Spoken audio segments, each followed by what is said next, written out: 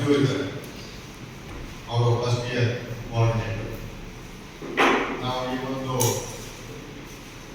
Press meet ಅನ್ನ ಯಾಕೆ ಮಾಡ್ತಾ ಇದ್ದೀವಿ ಅಂದ್ರೆ, ಇದೇ ತಿಂಗಳು ಭಾನುವಾರ ಅಂದ್ರೆ ಈಗ ಮೇ 10ನೇ ತಾರೀಕು ಬರುವ ಭಾನುವಾರ ನಮ್ಮ ಕಾಲೇಜಿನಲ್ಲಿ ಓಪನ್ ಡೇ ಮಾಡ್ತಾ ಇದ್ದೀವಿ. ಮೈಸೂರಿನಲ್ಲಿ ಪ್ರಪ್ರಥಮವಾಗಿ ಈ ಓಪನ್ ಡೇ ಕಾನ್ಸೆಪ್ಟ್ ಅನ್ನ ವಿದ್ಯಾವರ್ಧಕ ತಾಂತ್ರಿಕ ಮಹಾವಿದ್ಯಾಲಯ ಪ್ರಾರಂಭ ಮಾಡಿಕೊಂಡು ಕೆಲವು ವರ್ಷಗಳ ಹಿಂದೆ ಅದನ್ನ ಪ್ರತಿ ವರ್ಷವೂ ನಡೆಸಿಕೊಂಡು ಬರ್ತಾ ಇದ್ದೇವೆ. ಇದರ ಮೂಲ ಉದ್ದೇಶ ಏನಪ್ಪಾ ಅಂದ್ರೆ, ನಿಮಗೆ ಗೊತ್ತಿರೋ ಹಾಗೆ ಸುಮಾರು 3 ಲಕ್ಷ ವಿದ್ಯಾರ್ಥಿಗಳು ಸಿಇಟಿಯನ್ನು ಬರೆದಿದ್ದಾರೆ. ಅದರಲ್ಲಿ ಸುಮಾರು 1.5 ಲಕ್ಷ ವಿದ್ಯಾರ್ಥಿಗಳು ಇಂಜಿನಿಯರಿಂಗ್ ಮಾಡಬೇಕು ಅನ್ನೋ ಒಂದು ತವಕದಲ್ಲಿ ಆ ಒಂದು ಪ್ರೋಸೆಸ್ಗೆ ವೇಟ್ ಮಾಡ್ತಾ ಇದ್ದಾರೆ. ಈ ಏನು ಮೈಸೂರು ಭಾಗದ ಇಂಜಿನಿಯರಿಂಗ್ ಓದೋದಕ್ಕೆ ಆಸೆ ಇರುವಂತಹ ವಿದ್ಯಾರ್ಥಿಗಳಿಗೆ ಅನೇಕ ಗೊಂದಲಗಳಿರ್ತವೆ. ಮೊದಲನೇದಾಗಿ ಯಾವ ಇಂಜಿನಿಯರಿಂಗ್ ಬ್ರಾಂಚ್ ತಗೋಬೇಕು, ಸಿಇಟಿ ಪ್ರೋಸೆಸ್ ಹೇಗೆ ನಡೆಯುತ್ತೆ, ಮತ್ತು ಯಾವ ಕಾಲೇಜಲ್ಲಿ ತಗೊಂಡ್ರೆ ಅವರ ಒಂದು ಭವಿಷ್ಯ ಉತ್ತಮವಾಗಿರುತ್ತೆ, ಇದರೆಲ್ಲ ಒಂದು ಗೊಂದಲಗಳನ್ನ ಪರಿಹಾರ ಮಾಡೋದಕ್ಕೋಸ್ಕರ ನಾವು ಇದೇ ಭಾನುವಾರ 10ನೇ ತಾರೀಕು ನಮ್ಮ ಕಾಲೇಜಿನ ಆವರಣದಲ್ಲಿ ಸೌಕರ್ಯ ಆಗಿಕೊಟ್ಟು 10:00 ಓಪನ್ ಡೇ ಇನಾಗ್ರೇಷನ್ ಅಂತ ಇಟ್ಕೊಂಡಿದ್ದೀವಿ. ಇದರಲ್ಲಿ ಸಿಇಟಿ ನೋಡಲ್ ಆಫೀಸರ್ ಆದಂತಹ ಉದಯಶಂಕರ್ ಅವರು ಬರ್ತಾ ಇದ್ದಾರೆ. ಅದರ ಜೊತೆಗೆ ಇಂಡಸ್ಟ್ರಿ ಎಕ್ಸ್ಪರ್ಟ್ಸ್ಗಳು, ಇಂಡಸ್ಟ್ರಿಯಿಂದ ಇನ್ಫೋಸಿಸ್ ಇಂದ ಸುಂದರ್ ಅವರು ಬರ್ತಾ ಇದ್ದಾರೆ. ಇಂಟೆಲ್ ಕಂಪನಿಯಿಂದ ಒಬ್ಬರನ್ನ ನಮ್ಮದೇ ಆದ ಒಂದು ಹಳೆ ವಿದ್ಯಾರ್ಥಿ ರವೀಂದ್ರ ಅನ್ನೋರು ಬರ್ತಾ ಇದ್ದಾರೆ. ಹಾಗೆ ಸಿಇಟಿನಲ್ಲಿ ಏನೇನು ಪ್ರಶ್ನೆಗಳು ಬರಬಹುದು, ಸಂಶಯ ಇದೆ, ಅವೆಲ್ಲದರ ನಿವಾರಣೆಯನ್ನ ಮಾಡ್ಕೊಳ್ಳೋದಕ್ಕೆ ವಿದ್ಯಾರ್ಥಿಗಳಿಗೆ ಮತ್ತೆ ಪೋಷಕರಿಗೆ ಒಂದು ಸುವರ್ಣಾವಕಾಶ ಇದೆ. ಎರಡನೇದಾಗಿ ಈ ಒಂದು ಪೋಷಕರು ವಿದ್ಯಾರ್ಥಿಗಳು ಇಂಡಸ್ಟ್ರಿ ಎಕ್ಸ್ಪರ್ಟ್ ಜೊತೆ ಇಂಟ್ರಾಕ್ಷನ್ ಮಾಡಿ ಯಾವ್ಯಾವ ಬ್ರಾಂಚ್ ತಗೊಂಡ್ರೆ ಏನು ಅನುಕೂಲ ಇದೆ. ಈಗ ನಮ್ಮೆಲ್ಲ ಗೊತ್ತಿದೆ, ಆರ್ಟಿಫಿಷಿಯಲ್ ಇಂಟೆಲಿಜೆನ್ಸ್ ಒಂಥರ ಇಂಡಸ್ಟ್ರಿಗಳಾಗಿರ್ಬೋದು ಎಲ್ಲ ಕಡೆ ಇಟ್ ಈಸ್ ರೆವಲ್ಯೂಷನರಿ ಬದಲಾವಣೆಗಳು ಆಗ್ತಾ ಇದೆ. ಅದರ ಬಗ್ಗೆ ಮಾಹಿತಿಯನ್ನು ಸಹ ಹಂಚಿಕೊಳ್ತಾ ಇದ್ದಾರೆ ಅವರು ಇಂಡಸ್ಟ್ರಿ ಎಕ್ಸ್ಪರ್ಟ್ ಜೊತೆ ಡಿಸ್ಕಷನ್ ಮಾಡಿ. ಇದರ ಜೊತೆಗೆ ಅನೇಕ ಹಳೆಯ ವಿದ್ಯಾರ್ಥಿಗಳು ಮತ್ತು ಅಲುಮ್ನೈ ಮತ್ತು ಈಗ ನಮ್ಮ ಕಾಲೇಜಿನಲ್ಲಿ ಓದ್ತಾ ಇರುವಂತಹ ವಿದ್ಯಾರ್ಥಿಗಳು ಹೊಸ ಅನ್ವೇಷಣೆಗಳನ್ನು ಮಾಡಿರ್ತಾರೆ ಇಂಜಿನಿಯರಿಂಗ್ ವಿಭಾಗದಲ್ಲಿ. ಅದನ್ನು ಸಹ ಪೋಷಕರು ಮತ್ತು ಭಾವಿ ಇಂಜಿನಿಯರಿಂಗ್ ವಿದ್ಯಾರ್ಥಿಗಳು ನೋಡ್ಬೋದು. ಆವಾಗ ಏನಾಗುತ್ತೆ, ಈ ಒಂದು ಎಲ್ಲ ಒಂದು ಪರಿಸರದಲ್ಲಿ ನಮ್ಮ ಕ್ಯಾಂಪಸ್ ಗ್ರೂಪ್ ಇರುತ್ತೆ. ಇದೆಲ್ಲ ನೋಡಿದಾಗ ಏನಾಗುತ್ತೆ, ಅವರಿಗೆ ಒಂದು ಒಳ್ಳೆಯ ಜಾಗೃತಿ, ಒಂದು ಒಳ್ಳೆ ಅವೇರ್ನೆಸ್ ಅನ್ನ ನಾವು ಮಾಡ್ತೀವಿ. ಮಾಡಿದಾಗ ಯಾವ ಇಂಜಿನಿಯರಿಂಗ್ ಕಾಲೇಜ್ ಸೇರಬೇಕು, ಯಾವ ಸೇರಿದ್ರು, ಯಾವ ಪ್ರೋಗ್ರಾಮ್ ಸೇರಬೇಕು ಅನ್ನೋ ಒಂದು ಖಚಿತವಾದ ಮಾಹಿತಿಯನ್ನ ಅವರು ಕಲೆ ಹಾಕೋದಕ್ಕೆ ಅನುಕೂಲ ಆಗುತ್ತೆ. PUC ಸೆಕೆಂಡ್ ಇಯರ್ ಮಾಡಿದ್ದಾರೆ ಅಂತ ವಿದ್ಯಾರ್ಥಿಗಳು ಮತ್ತು ಅವರ ಪೋಷಕರು ಬಂದು ಈ ಒಂದು ಓಪನ್ ಡೇಯನ್ನ ಅಟೆಂಡ್ ಮಾಡಬೇಕು ಅಂತ ನಮ್ಮ ಮುಖಾಂತರ ಅವರಲ್ಲಿ ಕೇಳ್ಕೊಳ್ತಾ ಇದ್ದಾರೆ. ನಮ್ಮಲ್ಲೂ ನಮ್ಮ ಕೋರಿಕೆ ಏನಪ್ಪ ಅಂದ್ರೆ, ಇದನ್ನು ಒಳ್ಳೆ ಪಬ್ಲಿಸಿಟಿ ಕೊಟ್ಟು ಇದನ್ನು ಒಂದು ಸಮಾಜಕ್ಕೆ ಅನುಕೂಲ ಮಾಡಿಕೊಡ್ಬೇಕು ಅಂತ ನಮ್ಮಲ್ಲಿ ಕೇಳ್ಕೊಳ್ತಾ ಇದ್ದಾರೆ. ನಮ್ಮಲ್ಲಿ ಏನಾದರೂ ಪ್ರಶ್ನೆಗಳಿದ್ರೆ ನಾವು ಕೇಳಬಹುದು.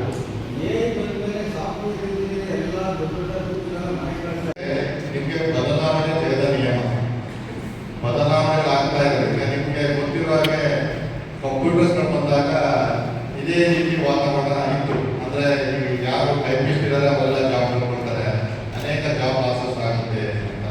ಆದ್ರೆ ಏನಾಯ್ತು, ಅದರ ಬದಲಾಗಿ ಅನೇಕ ಹೊಸ ಜಾಬ್ಗಳು ಕ್ರಿಯೇಟ್ ಆಗುತ್ತೆ. ಏನಿಲ್ಲ, ಅವರು ಟೂಲ್ ಆಗಿ ಉಪಯೋಗಿಸಿದ್ರೆ ಏನಾಗುತ್ತೆ, ನೀವು ಏನು 2 ಗಂಟೆ 3 ಗಂಟೆ ಅಥವಾ 10 ಗಂಟೆ ಮಾಡೋದನ್ನ 1 ಗಂಟೆಯಲ್ಲಿ ಮಾಡ್ಬೋದು ಅಥವಾ 10 ನಿಮಿಷದಲ್ಲಿ ಮಾಡ್ಬೋದು.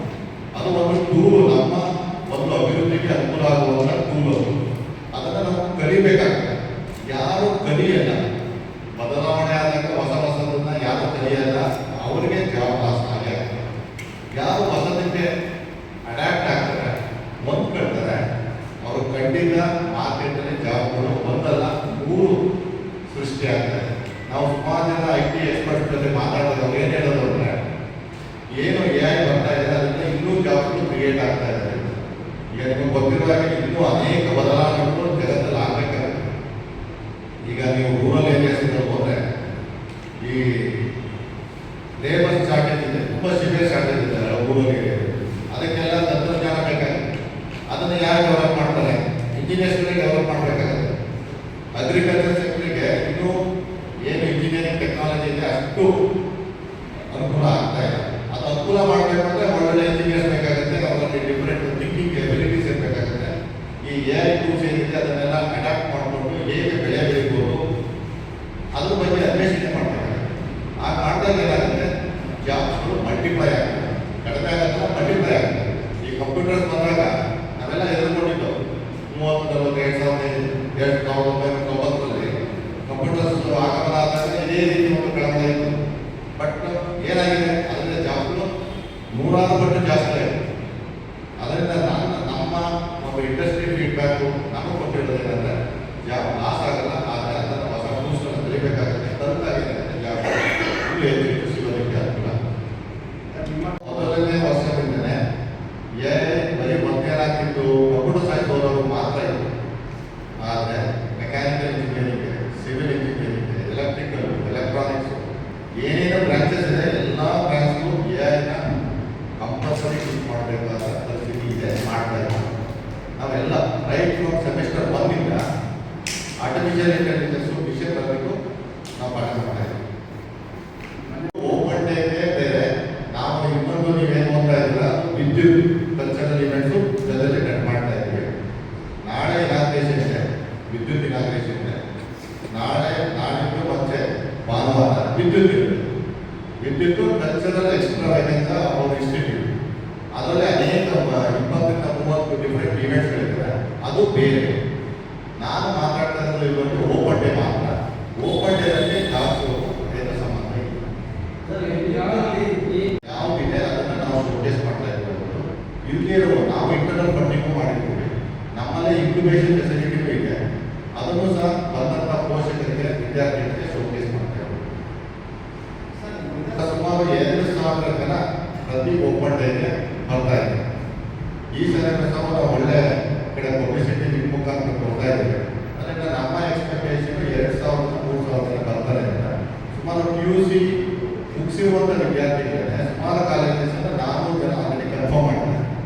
ನಮ್ಮ ಆಡಿಟೋರಿಯಂ ಕೆಪಾಸಿಟಿ ಇರೋದು ಸುಮಾರು ಸ್ಪೋರ್ಟ್ಸ್ ಕಾಂಪ್ಲೆಕ್ಸ್ ಎಲ್ಲ ಸೇರಿ 10,000 ಜನ.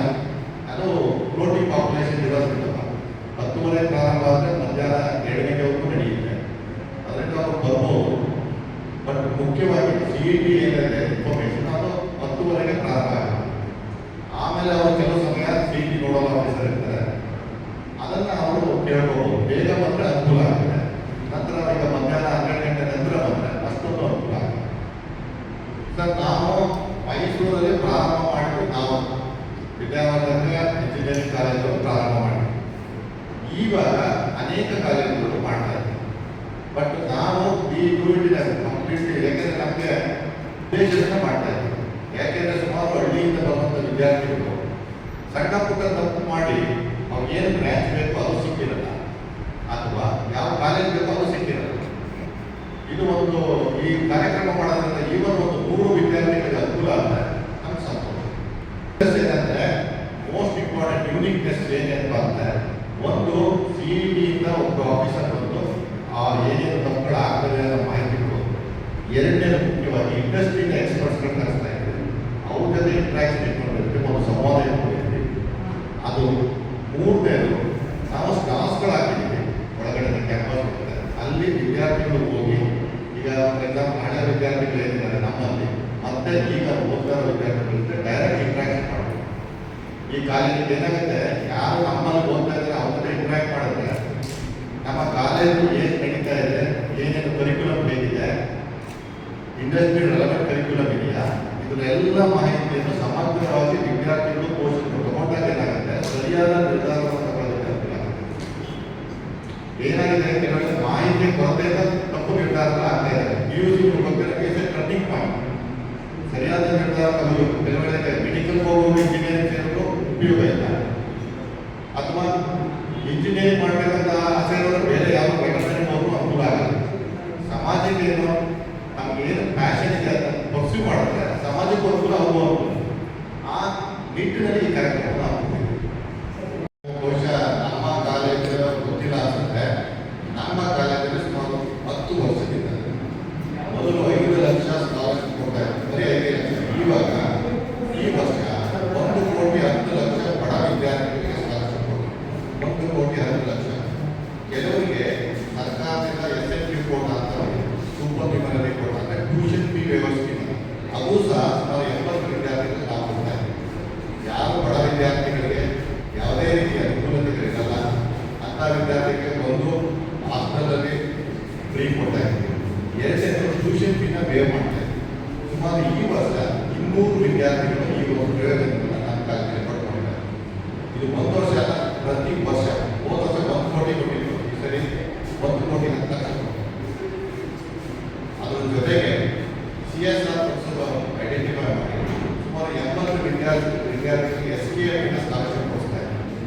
ಈ ರೀತಿ ಯಾವ ವಿದ್ಯಾರ್ಥಿ ಓದೋದಕ್ಕೆ ಮನಸ್ಸಿದೆ, ಫೈನಾನ್ಷಿಯಲ್ ಡಿಫಿಕಲ್ಟೀಸ್ ಇದ್ದಾವೆ ಅಂತ ವಿದ್ಯಾರ್ಥಿಗಳನ್ನ ಐಡೆಂಟಿಫೈ ಮಾಡಿ ಪ್ರತಿಯೊಬ್ಬರು ಎಜುಕೇಷನ್ ಕಂಟಿನ್ಯೂ ಮಾಡೋ ರೀತಿ ಮಾಡ್ತಾ ಇದ್ದೀವಿ ನಮ್ಮ ಸಂಸ್ಥೆ. ಅದ್ರ ಜೊತೆಗೆ ಕೇಳ್ತಾ ಇದ್ದೀನಿ, ನಮ್ಮ ಕಾಲೇಜಲ್ಲಿ ಸುಮಾರು 9 ಬಸ್ಗಳಿದ್ದಾವೆ, ಕಾಲೇಜ್ ಬಸ್. ಅದು ಬಸ್ ಸ್ಟ್ಯಾಂಡಿಂದ ನಮ್ಮ ಕಾಲೇಜಿಗೆ ಫ್ರೀಯಾಗಿ ಮಾಡ್ತಾ ಇದ್ದೀವಿ. ಸುಮಾರು 4-5 ಬಸ್ಗಳಿಂದ ಫ್ರೀಯಾಗಿ